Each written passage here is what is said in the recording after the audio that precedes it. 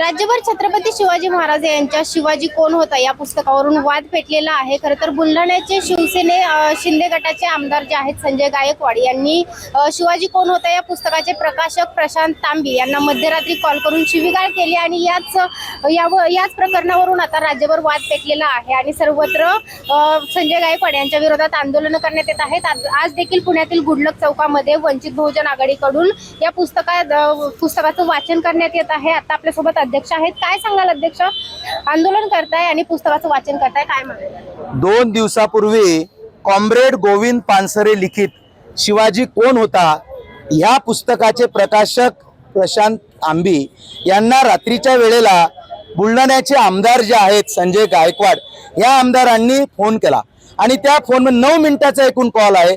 9 मिनिटाच्या कॉलमध्ये या आमदाराने 38 शिव्या दिलेल्या 38 आणि त्या 38 शिव्यांमध्ये त्या प्रकाशकांच्या आईवर शिव्या असतील, बहिणीवर शिव्या असतील, अशा प्रकारे शिव्या दिलेल्या आहेत। मुळात या आमदार महोदयांनी हे पुस्तक 82 पानांचं पुस्तक आहे, हे पुस्तक वाचलेलं नाहीये। या पुस्तकामधली एक ओळ सुद्धा या आमदार महोदयाने वाचलेली नाहीये। हे पुस्तक वाचण्याचं कष्ट जरी आमदाराने केलं असतं तर त्यांना कळलं असतं की छत्रपती शिवाजी महाराज हे बहुजन प्रतिपालक आहेत। 18 पगड जातीचे ते राजे होते। 18 पगड जातीच्या लोकांना घेऊन छत्रपती शिवाजी महाराजांनी स्वराज्य निर्माण केलं आणि असं ते पुस्तक त्या सगळ्या 18 पगड जातीला, संपूर्ण देशाला या पुस्तक वाचून प्रेरणा मिळावी असं कॉम्रेड गोविंद पानसरेंनी लिहिलेलं आहे। अशा पुस्तकाच्या टायटलला जर तुम्ही शिवीगाळ करत असाल, छत्रपती शिवाजी महाराजांचं नाव घेऊन तुम्ही जर प्रकाशकाला शिव्या देत असाल तर तुमची बुद्धी भ्रष्ट झालेली आहे।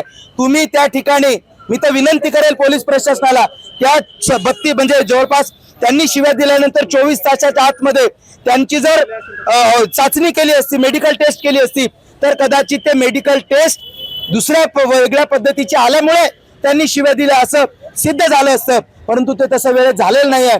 म्हणून हे ऐकल्याच्या नंतर ॲडव्होकेट बाळासाहेब आंबेडकरांच्या आदेशाने या महाराष्ट्रातील 36 जिल्ह्यामध्ये आम्ही शिवाजी कोण होता हे पुस्तक सामुदायिकरित्या वाचन करीत आहोत। या पुस्तकातून त्यावेळचे जस्टिस, सुप्रीम कोर्टाचे जस्टिस PB सावंत सरांनी सुद्धा सांगितलं होतं की या महाराष्ट्रातल्या नव्हे तर देशातल्या प्रत्येक तरुणाच्या हातात हे पुस्तक गेलं पाहिजे, या पुस्तकाचा प्रचार प्रसार झाला पाहिजे आणि हे पुस्तक जर या महाराष्ट्रातल्या प्रत्येक तरुणाने वाचलं तर या राज्यातला तरुण हा छत्रपती शिवाजी महाराजांचं वाचून तसं वागण्याचा प्रयत्न करेल।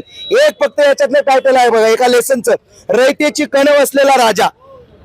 छत्रपती शिवाजी महाराजांना रयतेची कणव होती, तसं राज्य म्हणजे काय, वेलफेअर स्टेट। भारतीय राज्यघटनेमध्ये एखादं राज्य म्हणजे वेलफेअर स्टेट असतं। वेलफेअर स्टेट मधले मुख्यमंत्री असतील, उपमुख्यमंत्री असतील, आमदार असतील, त्या वेलफेअर स्टेटचे ते प्रतिनिधी करतात। मग हे कणव असलेले राजे आहेत का, कणव असलेले हे आहेत का? ह्या संजय गायकवाडांना कुठली कणव सोडा, परंतु त्याचं वाचन नाही आहे, लिखाण नाही आहे। काही कळत नसलेला आमदार जर विधिमंडळामध्ये राहत असेल तर या विधिमंडळाचं नेतृत्व करणारे मोठे मोठे आमदार होऊन गेलेले आहेत, त्या आमदारांपासून थोडं तरी शिकावं। म्हणून आमची माननीय महाराष्ट्राचे मुख्यमंत्री देवेंद्रजी फडणवीस यांना विनंती आहे की या आमदाराला ताबडतोब घरचा रस्ता दाखवा। तुम्ही जर घरचा रस्ता दाखवला नाही तर या महाराष्ट्रातील जनता याला घराच्या बाहेर पडू देणार नाही, हा इशारा मी माननीय मुख्यमंत्री महोदयांना देतो।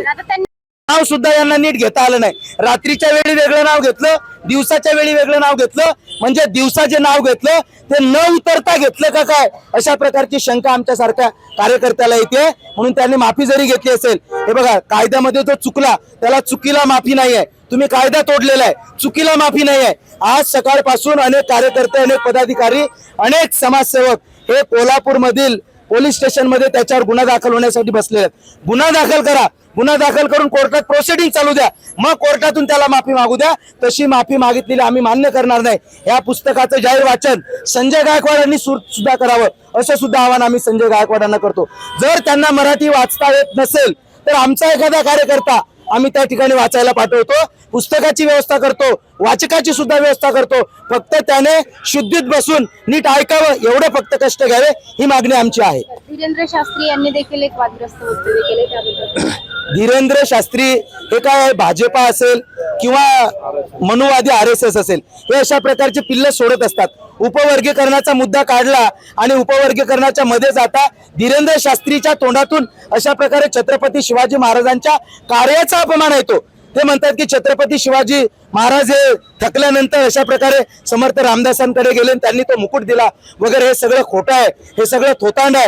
हे छत्रपती शिवाजी महाराजांचे पायी कधीच नव्हते. छत्रपती शिवाजी महाराज हे बहुजन प्रतिपालक आहेत आणि हे बहुजन नाही आहे. धीरेंद्र शास्त्री वगैरे बहुजन वगैरे नाही आहे ते. त्यामुळे यांना छत्रपती शिवाजी महाराजही कळले नाहीत. छत्रपती शिवाजी महाराजांचं जे कार्य आहे हे सुद्धा त्यांना कळलेलं नाहीये.